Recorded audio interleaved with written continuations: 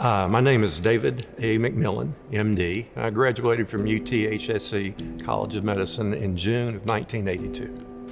I would have to say that my experience at the College of Medicine was mixed. The first 2 years were quite difficult and challenging. There was no orientation period. There was no plan for success laid out for you once you arrived on campus. There was no such things as tutors. There was no access to mental health or wellness outlets.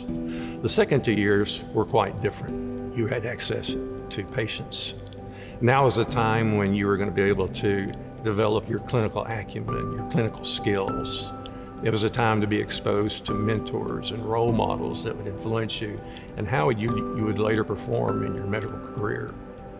I was accepted into the general surgery residency program at UTHSC and did 2 years of general surgery residency from 1982 to 1984.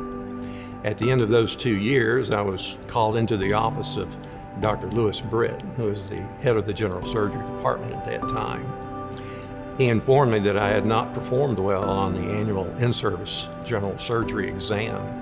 He went on to predict that I would be very successful in my medical career. The only problem was it wasn't going to be as a general surgeon. It was going to have to be something else, he said. And that was the best piece of medical advice that I ever received professionally, for it steered me into the world that I truly enjoyed while I was a general surgery resident, and that was the world of emergency medicine. It also taught me a very important lesson in life, that everyone will deal with failure, but it's how you respond to that failure that will determine your outcome. So I began my emergency medicine career in June of 1984. I would go on to become board certified in emergency medicine in January of 2001. I would continue for 36 years of practice in emergency medicine and would finally retire in January of 2020. I had the fortune to be able to be associated with several medical students who I knew as medical scribes during my time as an emergency medicine physician. They seemed far more prepared than I was during the time I was at UTHSC. They seemed to be stronger from an academic level. They seemed to be stronger emotionally. They seemed to be more enthusiastic and actually enjoy their experience at medical school. I've had, close friends, Sarah Shore, who is now a fourth-year medical student. I have a young niece, Lily McCampbell, who's a second-year medical student. And to see them grow and develop makes me extremely proud.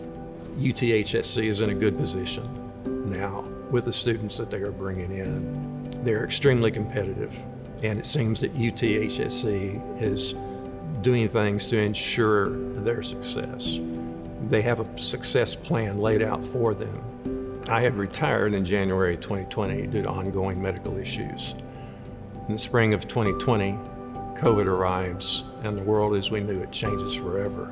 I remember watching various TV outlets and reading online, the Daily Memphian, articles concerning leaders at UTHSC and physicians associated with UTHSC. People such as Dr. John McCullers, Dr. Stephen Threckeld, Dr. Jeffrey Warren.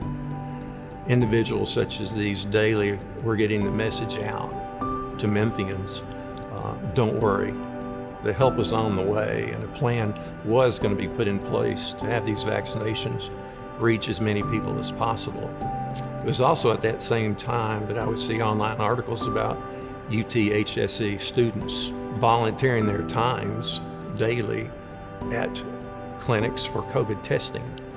I remember waiting in my car for over 8 hours to receive my second vaccination, and as I remember driving into the lane to receive my vaccination shot, I saw waves of UTHSC students volunteering efforts to get those vaccinations out. I decided at that time that I wanted to be part of that same volunteer response. I wanted to continue the belief that UTHSC had renewed in me, the belief that I could still make a difference in people's lives. I felt that I could continue that renewed belief by creating the David A. McMillan, MD Scholarship Endowment Fund. This scholarship will be directed toward incoming medical students, as well as existing medical students currently enrolled at UTHSE College of Medicine. The scholarship will be directed at students who demonstrate superior academic performance, but who also demonstrate financial need. A student that receives a scholarship 1 year will be given preference to receive the scholarship in additional years.